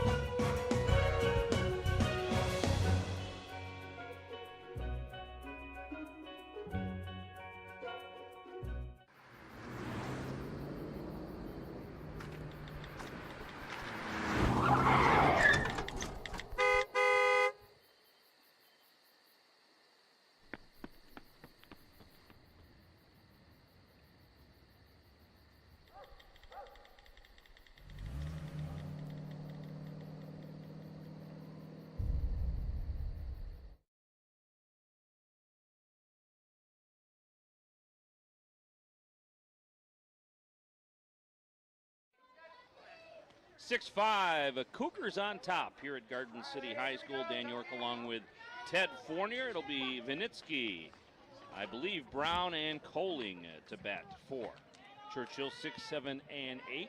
Have you seen a catcher get suited up quicker than she did? Nope. I'm telling you. She looks to the bench for the every call from Barry Patterson. As you see the center fielder shading very much towards left field. Well, if you have a flamethrower, they're not going to get around. No, but Boston's not Rudolph. I know. Well, Rudolph's not a flamethrower. She's throwing harder, though. Here's a ground ball back to the pitcher. Another ground ball back to the pitcher. And Garden City executes it there. I don't know what she's throwing, but she's got, instead of striking out players, how many have just nubbed the ball right to the ground? Just not getting good. Might be a heavy ball, the ball's coming in heavy, and when they hit it, it goes right straight to the ground because she's been in on a lot of plays. So Mackenzie Brown will bat for the first time. She's a senior, and she looks at a strike on the outside corner. Nice pitch, nice pitch. She only has one strikeout, right? Yes. There's a ground ball down the third base line, but it'll go foul and picked up by the third baseman before it can come back fair. Martin makes the play. Top of the 6th here at Garden City High School. Third base is a tough position, and Barry's got a freshman now down there. So if that's solid, he's 3 more years over there.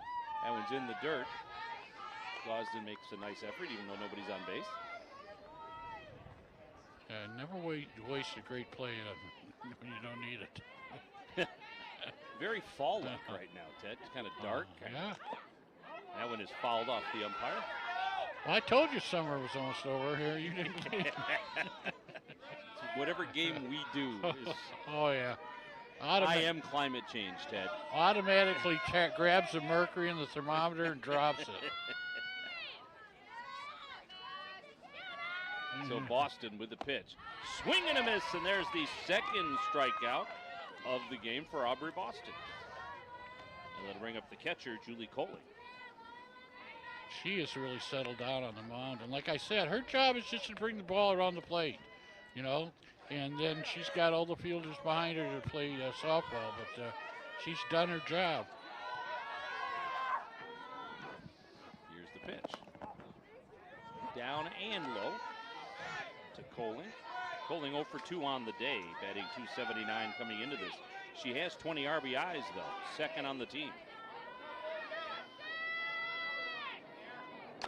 Ground ball right back to the pitcher. And another 1-3 for the Cougars. All 3 outs. Nothing across.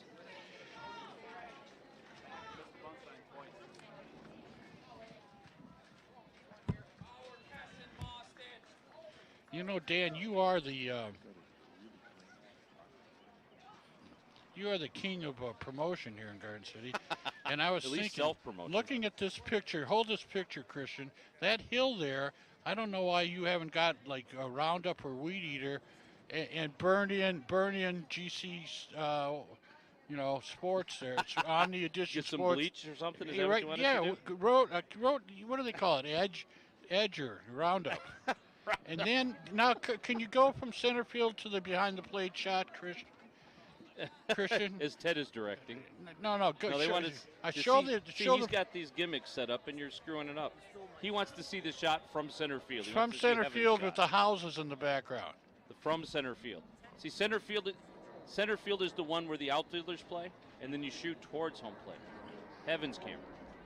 Because, well, anyway, if he ever gets to it, maybe we'll finish this in post. Oh, there's a plane. They're not listening to the thing you're saying, Ted. All right, well, you have 2 houses in the background. Go knock on their door and see if you can put banners up on those houses. Well, that was the most painful in-between innings we've ever had. Well, so it'll be Maurer, Kesson, and Boston.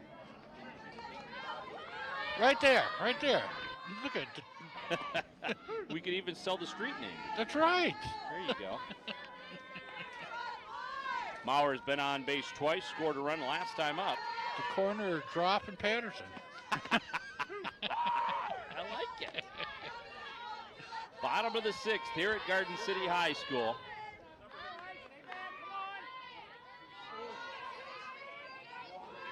Barry Patterson pulling out his lineup card, so maybe a change coming here for Garden City.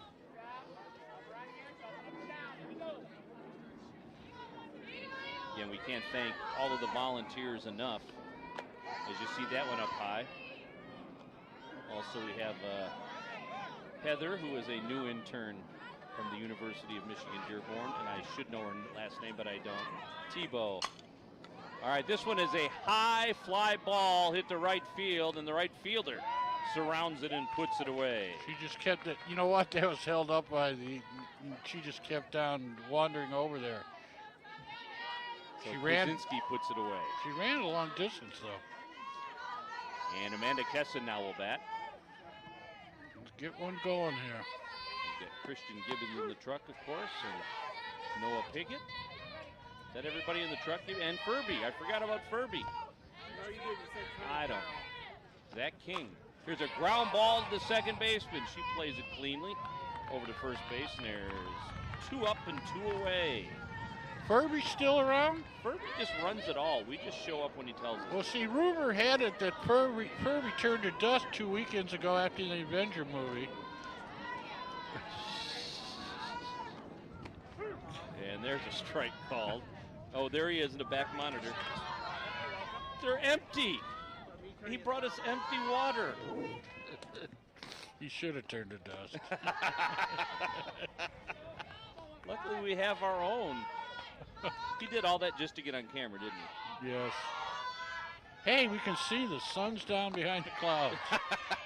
Look, there's a game. Christian, we're going to get really good here for the next inning and a half. Second game of the doubleheader, it'll be beautiful. Here's the rock and the pitch. Up high.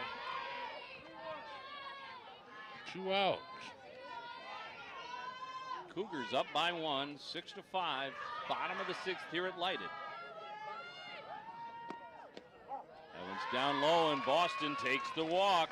Is Lighted Diamond the official name of It this is the diamond? actual name no, of it. they never dedicated it for No. anything else? Oh. And it looks like a pinch runner or a courtesy runner, as to be expected. Blaylock will go in and run now for Boston. You see, Blaylock had already come out and was ready to go before Barry even asked for it. well, we should have mentioned that in that picture you saw Rob Spellman, whose daughter passed through this program and is a student up at Central Michigan. But Rob is many, many years of dedication to this program, and he's what helps Barry make this program good. Pollock tried to push that bunt and got out ahead of it, so she's swinging away now with one strike. And she looks at one in the dirt. Blaylock, the runner at first base, running for Aubrey Boston.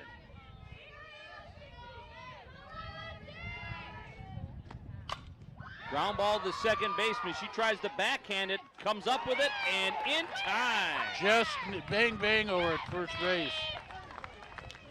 Anderson kind of got in between that, do I go to a backhand or do I play it in front of myself? And when she finally made the play, Watch she got this. the out. See, he actually overran it by a step and got the out at first base. So nothing across for Garden City after the walk from Boston. And the Cougars still lead it by 1. Churchill needs 1 to tie, 2 to go to head here in the 7th inning. This has been a very interesting game. I mean, it's never been more than a 2-run lead for either team. And it was one team scored, the next team usually answered. So it's been very entertaining. And if you just turn the channel here and catching channel 7, Dan, when can they watch this game? Well, I'll tell you what, most of the people are watching this stuff on Facebook and YouTube anyways. They Really? can pretty much watch it. You're anytime streaming you want. this on Facebook? We are. Well, not doing it yet, but we will put it on when we get around to airing it. But yes, it's and you know what? That's actually a good point, Ted, because with, as you see a bunch of kids here at Lighted Field, you know, we're still analog on cable because Comcast and WOW and Uverse won't give us HD access to their cable system, but everything we do is in full, glorious high definition.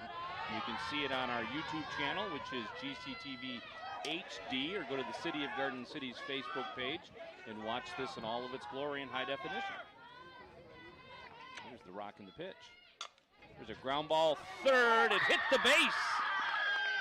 Gone under the third baseman's mitt, Martin, and it hit the base. So Anderson, with a seeing eye single, is on to lead off the inning. There you see it. And it does. If it doesn't hit the base, it's probably a foul ball.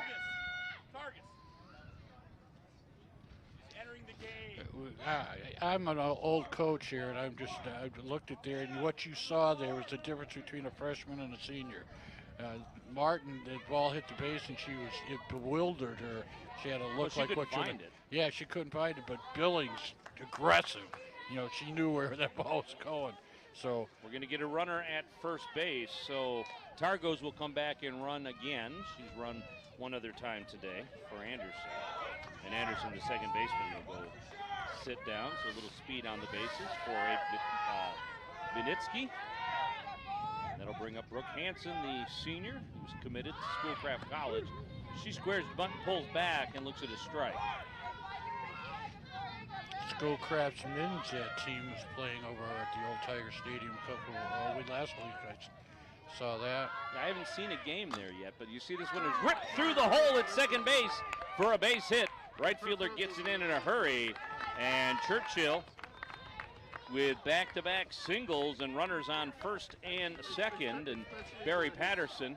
He swung late at talk that. to his pitcher, and he's going to make a pitching change right here, and April Rudolph will come in for the Cougars. Well, Barry said he's going to see what the everybody else can do, and he's not going to show anything. And this is the competitor, and Barry. So Aubrey Boston is going to go to third base, and April Rudolph will go in and hit in Claire Martin's spot. So Rudolph, the senior, who has at times this year looked dominating, will come in as the closer for Garden City and try to shut Churchill down. Barry, at the beginning of this inning, turned around and said something to his coaches about getting her ready. So he anticipated this. But now they only need one run to tie here. Right, it is the top of the seventh inning. And in case you don't know about high school, they play 7. So Barry Patterson hoping to shut down Churchill now. This critical situation with Kwasinski on deck. These two teams are going to see each other the first week of June, probably June 2nd. Dearborn for the playoff tournament, they drew each other. Franklin's going to be in there. So Rudolph is warmed up. She's done. She's ready to go. But this is a heck of a predicament to put her in. She's got a runner in scoring position. The best you could really hope for is to just, not anybody move up. But she's not an overpowering strikeout pitcher. So you're going to see the ball in play here. I don't know. She has been more of that overpowering pitcher this year. She throws a fastball that is bunted foul. Rudolph comes in 10-7 on the season with a 3.32 earned run average. She has 103 strikeouts in 95 innings. So one inning. So that's an improvement as she's gotten older. This one is also bunted foul. Gosden quickly picks it up. Well, Gosden is quick as lightning. I mean, she's got what we used to call the tools of ignorance on her. But she, as a catcher, she's going to be quick, like a cat getting up there. So the runner on second base is Targos. The runner on first is Brooke Hansen. Here's the 2-strike pitch. Puts it in the dirt. The runners are going to advance. She tried to take a little bit off of it. And she almost got Kwasinski to bite. You could saw that Kwasinski pumped like she was going to swing. That was a 2-base error. So wild pitch.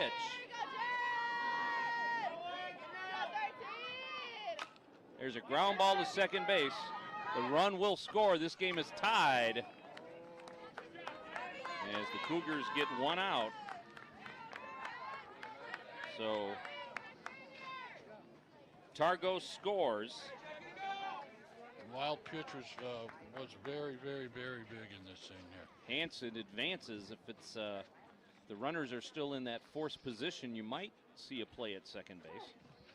As Morgan Price talks to her coach down at third base. All right, I know you're a old softball coach. You bring him in, try to throw him out at the plate, or Well, you at the get taken corners. out. At the corners for sure. There's a strike. And that's what's happening right now is at first and third they're in. The shortstop and the second baseman playing back, but in that position where they're set to run in. Here's a pop-up on the infield. The catcher and the pitcher going for it, and Rudolph takes it rather alertly. And there's two away. I was going to say, and I don't know if that was a called pitch, but the last time the ball rose, and maybe Patterson's calling that riser that she has, wanting the ball popped up, you know. So this is Paige Hansen. And she looks at a strike. So Rudolph getting first pitch strikes to her first three hitters. Runner at third base still, and this one's outside. So we are tied at 6 here in the 7th inning. Please on deck. Here's the pitch from the right-hander. Just missed. About knee high. Well, both benches are now into this game.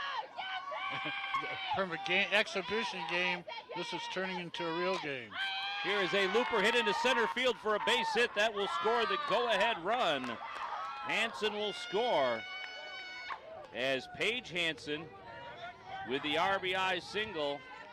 So Garden City now down by 1. Barry really didn't want Amber to give her anything, April to give her anything to hit. And so that is Cleese, Rachel Cleese. And there's a strike. Well, after the ball got the wild pitch got by, both of those runners scored. And now Churchill's up by 1 here in the top of the 7th. Umpire definitely squeezing that low pitch. With Cleese with the higher knees. And that one just missed outside. These are nice pitches that Rudolph is throwing.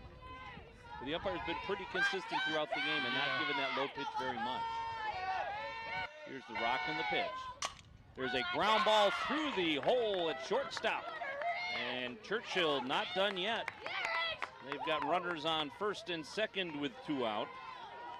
And Vinitsky is scheduled to bat, and she will. No, she won't. This is a huge at bat. You get her out. This is Megan Nowak. You need 1 run. So Megan Nowak is the batter. Well, probably you're sneaking your guns in. I'll sneak my guns in. She looks at the ball. That one rose on her.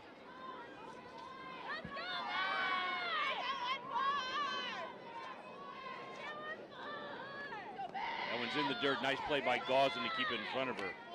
So Nowak, a sophomore who's batting .302 on the season with an .854 OPS. That's pretty.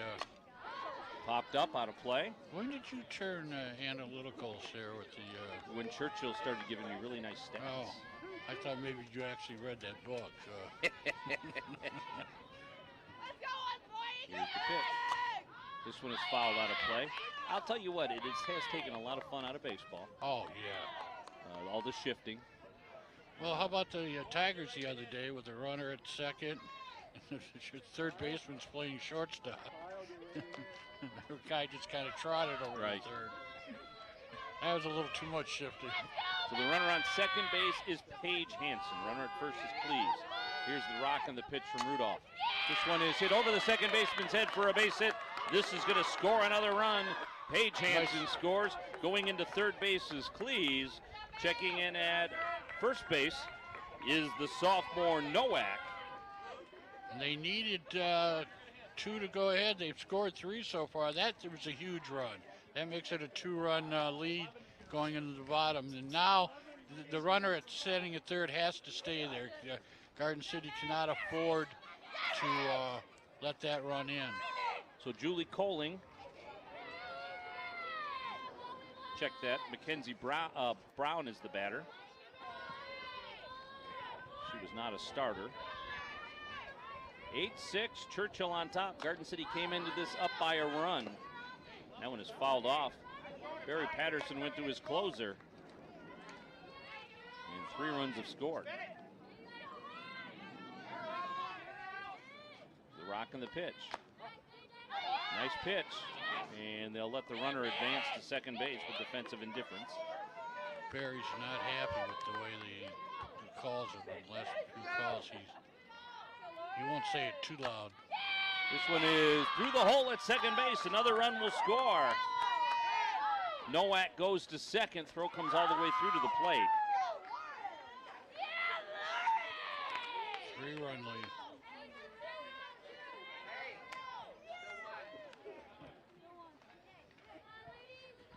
And you notice that April's throwing harder, but the ball's going out faster too, you know. When Boston was pitching, the ball was being dumped in the ground a lot. And now the last 3 or 4 shots have been well hit.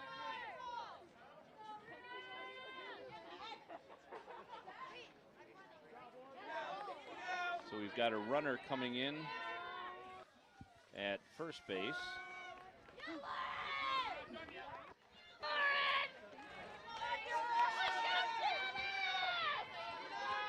Well, I'll tell you what, that wasn't Mackenzie Brown that had the single, but Mackenzie Brown is now on first and now on second. Yeah, it's So just some subbing in and out that I missed. they're in a position just to take second. Garden City's not going to try to get it. Now with the runner on third and the tough inning they've had. That is a nice pitch there. That is a nice pitch that Rudolph is not getting. She's a little frustrated with that too. This one's popped up. Center fielder Glasser puts it away, and the side is retired. So here we go. Garden City needs 3 to tie this one. After Churchill scores 4 runs in the top of the 7th inning. Garden City comes back to the dugout pretty dejected, but they still have a chance. Put this away, down by 3. When you go out with a 2-run lead, you're hoping just a 1, 2, 3 of them, but couple misplays.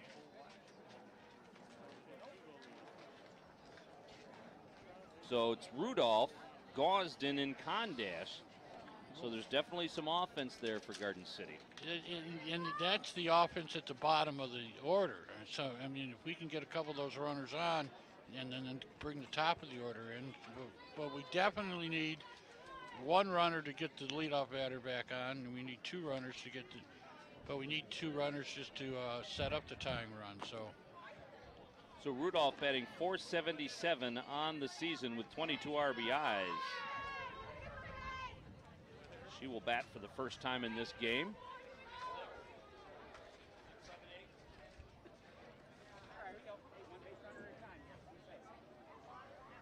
Rudolph came in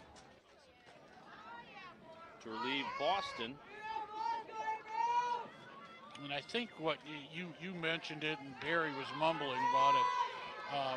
The umpire forced her to bring the ball where she didn't want to bring it.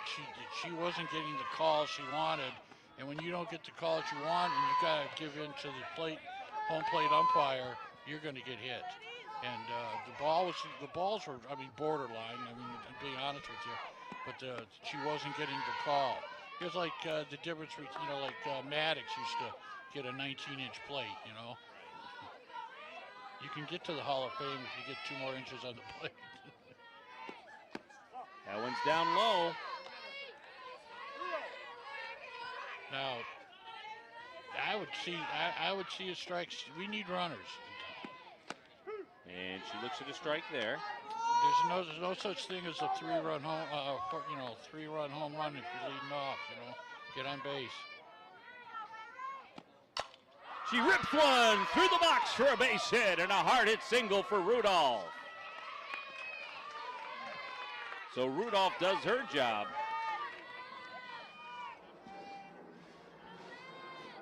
And that'll bring up Gosden. There you see right through the box. The pitcher threw her mitt down at it. So a pinch runner, a courtesy runner will come in for Garden City. She wants to go out there and pitch again. Well, she can. And here's a foul ball.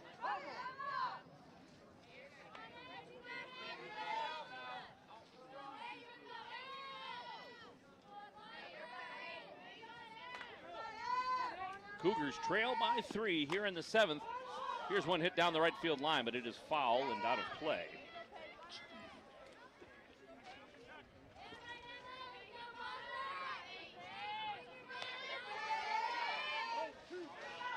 Blaylock running again at first base for Garden City.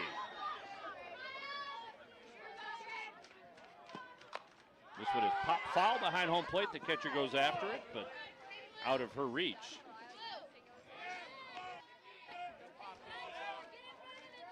So the Cougars need 3 to tie and 4 to win. They led by 1 at the top of the 7th inning. There's a ground ball to second base. Second baseman struggles with it, flips to first. She won't get it. Runner's going to advance to third base is Blaylock. And Garden City now with runners on the corner. Second baseman couldn't find the handle, and Blaylock alertly goes over to third base. And Garden City now with a threat. There you see Gosden with the ground ball to second base. Second baseman could not find the handle. I'll tell you what, when the runner was running past the second baseman, she saw her, and that's what made her drop the handle again. The second baseman saw the runner, and that worked. Now, what we're going to probably see is Gosden. Gosden will probably just trot down to second here, the first or second pitch. And then the job now for the rest of the hitters for Garden City is put the ball in play. They've got the tying runner at the plate. So Sienna Condash. They're still going to need a hit or walk in error, but Condash looks at a strike up high. That high into the strike zone. The umpire's been pretty consistent, with that as a strike tonight. He just doesn't like those low ones. Here's the pitch. Fouled off right at the plate.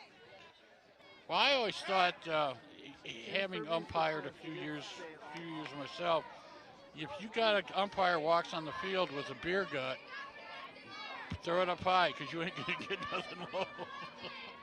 Here's the rock and the pitch. This one is popped up. Second baseman goes back for it. She puts it away. No advance. Well, back in the old day when the National League umpires had the big balloon, or the American League umpires had the balloon chest protector, right? And the National League ones had the inflatable one that they wore underneath their shirts. The umpires in the National League called the lower strike zone. Alyssa Sander, the batter now. Swing and a miss on the fastball. That was a huge out. Once again, the little pop-up didn't drive the ball. You got to put the ball in play. You got to make them field it. Inside out swing and a fair ball. That'll score a run. Nice job of hitting as the runner will advance to third base.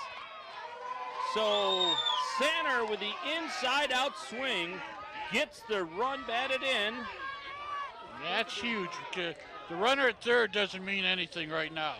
All right, but the runner at second, the first is going to have to trot down to second, and then we're going to, is this Billings? This is Billings. We're at top of the order now. Billings is going to have to hit it. Here's the pitch. Billings puts it into right field for a base hit. That will score Gosden. Runner advances to third, and Garden City pulls within 1. Doing exactly the same thing, Natalie Billings with a line shot to right field, same thing that Sander did. Now the tying runs at third, the winning runs at first, And the winning run will be at second here in a second. Line shot right back to the pitcher, throws to first base, and a double play. Oh. Nice job by Hanson You couldn't on ask the for line shot. Well, what a great game, Dan. We have the winning run sitting on the bases, and a line shot ends the game, and Livonia comes back and wins.